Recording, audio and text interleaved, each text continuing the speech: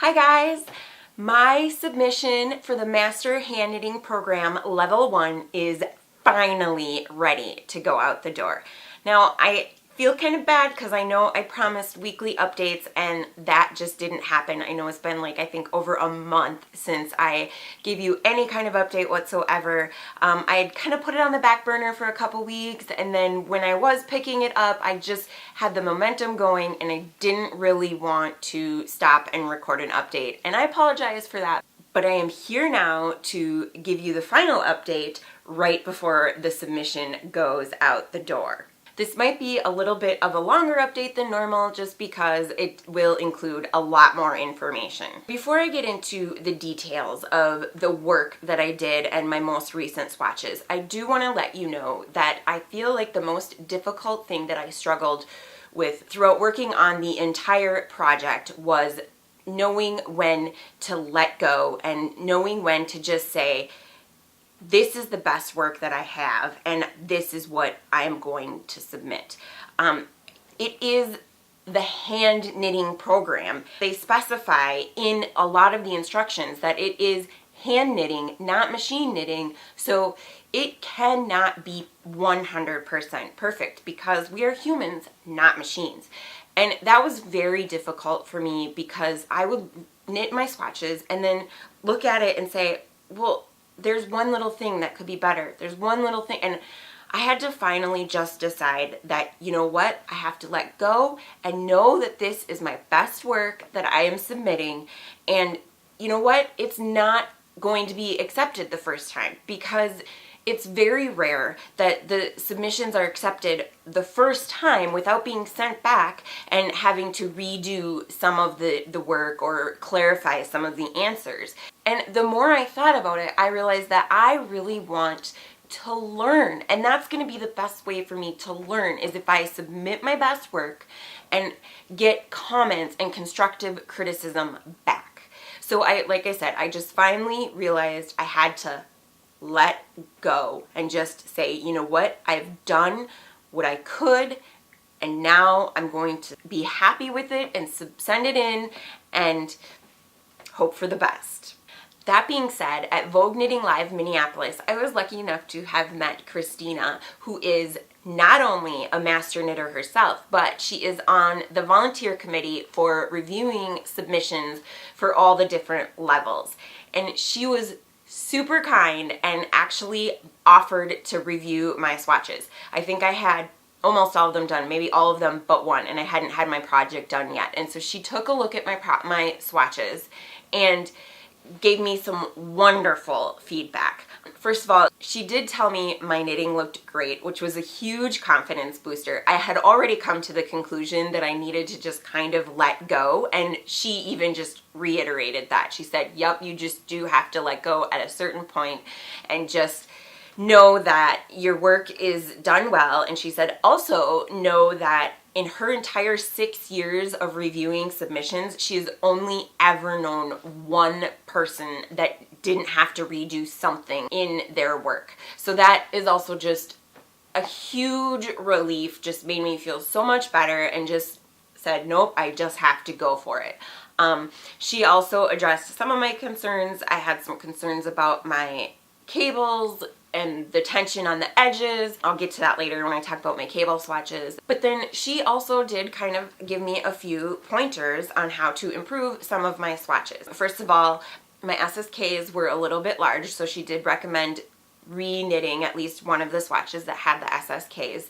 She pointed out that some of my cast-on edges were a little bit tight, and then she also mentioned that my measurement was off on some of the swatches, which I had actually noticed that earlier, and so I had switched from measuring my swatches out as I was going along to using my row gauge to get a more accurate measurement. She did mention that I wouldn't necessarily have to redo all of my swatches. She said that is kind of the issue with level 1, is that once you make a mistake, you're likely to make a mistake throughout all of your swatches.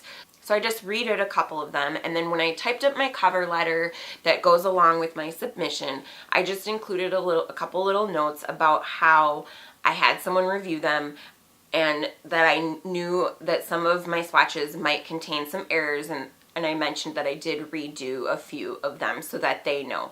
And if they come back and say that I have to redo a few more, I'm not going to let it bother me, because again, this is a learning experience, and that is exactly what I'm trying to accomplish. All right, so I will get into the details of the final swatches that I haven't covered on my previous vlogs, but first I just want to share with you the book. This is the book that will be sent off to California. That's where the committee member is that will be reviewing my submission. Look at how thick this is. My life's work for the last 3.5, 4 months. I feel pride and excitement and anxiety, and just so much is going into this book and being mailed off today. So I just want to share with you what goes into the book, because it is actually a pretty major part of the submission. So to start with, you include your cover letter that goes to the co-chair member, and then your instruction page, which is just to show which copy of the instructions you've been working from. Next is the report. So here is my blocking report. Then we have the swatches. So these are all of the swatches, and I'm just going to flip through because there's a lot. And then there's the gauge worksheets that you have to work on.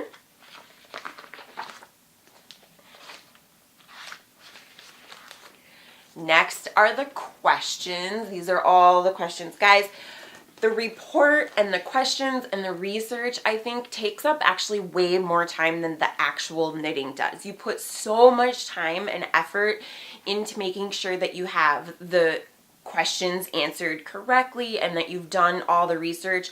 All your questions require 2 resources, and also the report requires resources. There's just so much research that goes into this project. Like I said, I think I spent way more time on research than I did on any actual knitting. But it's good because I learned so much. So here's all the answers to my questions. And then there is the project. That's my mitten. And then the final pages, the final section is the bibliography, where you include all of your resources. And look, I am not kidding when I told you I had to do a lot of research. Look, I have 3.25 pages of just resources. That's a lot of research. So that is the book. This is what's going off today. Like I said, I just feel like I'm putting my life in a box and sending it away. All right, so I'm not going to pull my swatches out because they're all packed up and ready to go. I will turn to the page that I'm referring to so that I can remember the swatch that I'm talking about and all the details of that particular swatch. And I will also pop the pictures of the swatches right up here. So the first one is swatch 14, the single cross cable swatch. And this one I actually did not struggle with too much. The issue that I was having with the tension on the cables was coming after the cables, after the purl stitches, and on the edges I kept having issues with the selvage tension.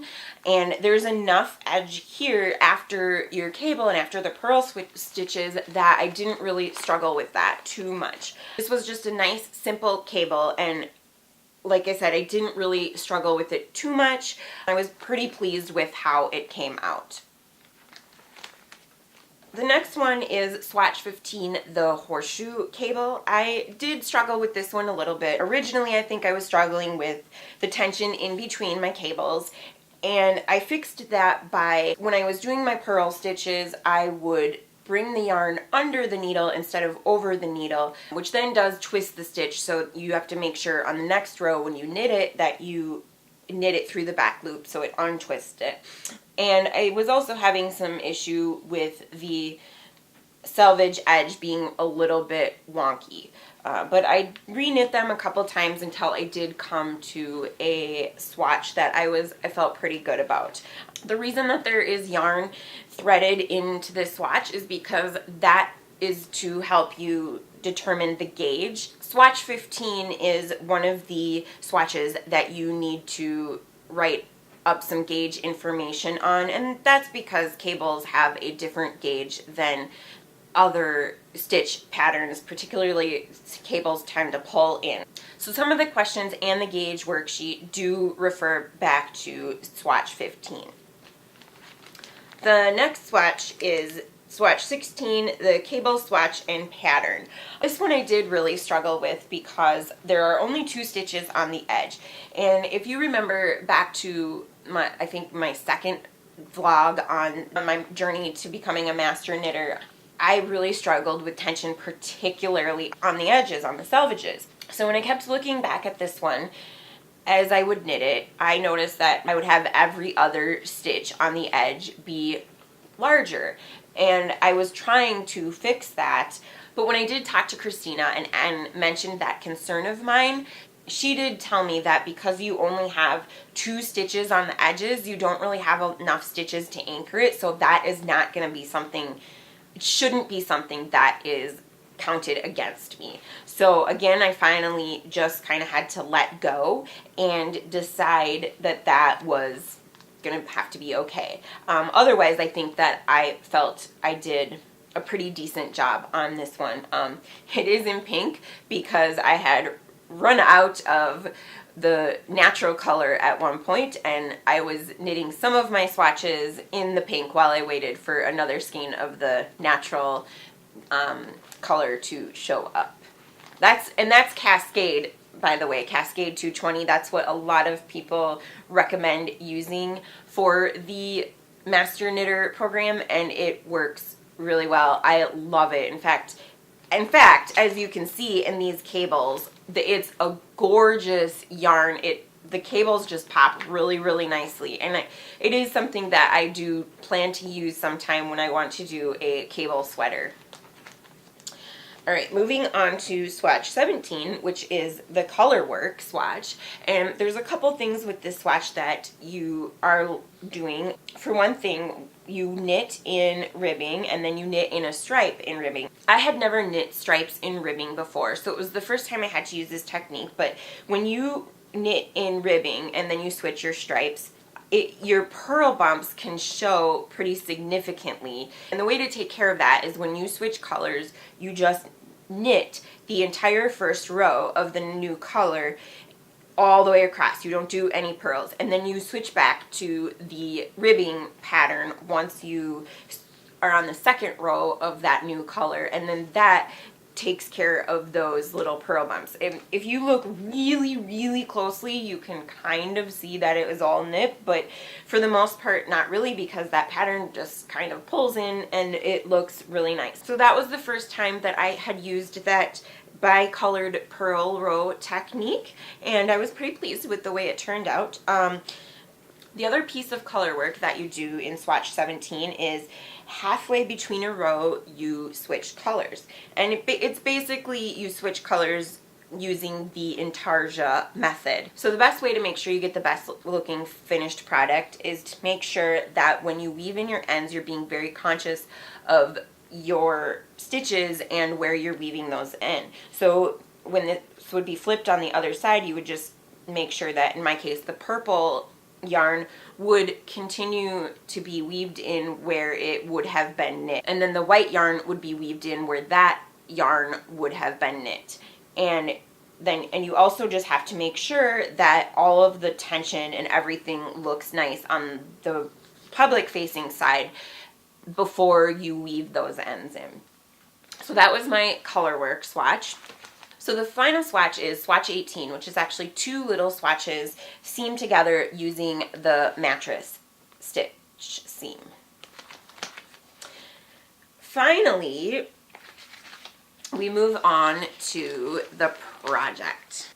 The project was a lot of fun. In the pattern, it tells you what you need to do, but you do have to make some decisions for yourself, such as where in the decrease row are you going to place your decreases and what kind of decreases are you going to use. Also, when you get to the jog, there are two different ways that you can create that jogless jog effect. So you just have to decide which method you are going to use. And then you talk about those things on your project page. I also did really enjoy this cuff. It really looks nice, and it's kind of a ribbing effect, but it does slant towards one direction, which was also nice because then you didn't have to worry about the jog down here. And then the thumb was just held on some extra scrap yarn and picked up and knit in the round later. You do have to discuss how to get rid of the little holes under the thumb gusset. So that was the project. Those were my swatches, and like I said, now I am ready to get this sent off in the mail off to California to be reviewed. And the next update you'll get from me is when I get my box back from the reviewers and know which corrections I need to make, and will be one step closer to passing level 1 of the Master Hand Knitting program. Just got back from the post office to drop off my portfolio, and it is now on its way to California. Wish me luck. Anyways, I realized I forgot to share with you that if you want to see up close and personal pictures of all of my swatches, I did create a project page on Ravelry. And you can find me at Ravelry, as well as Facebook and Instagram at thatmnyarngirl. And as always, if you enjoyed what you saw here today, please like, comment, and subscribe below. It does help out my channel. And I look forward to sharing with you the results of my submission in a couple weeks. 6 to 8 weeks, I think, is what they say. So, see you then.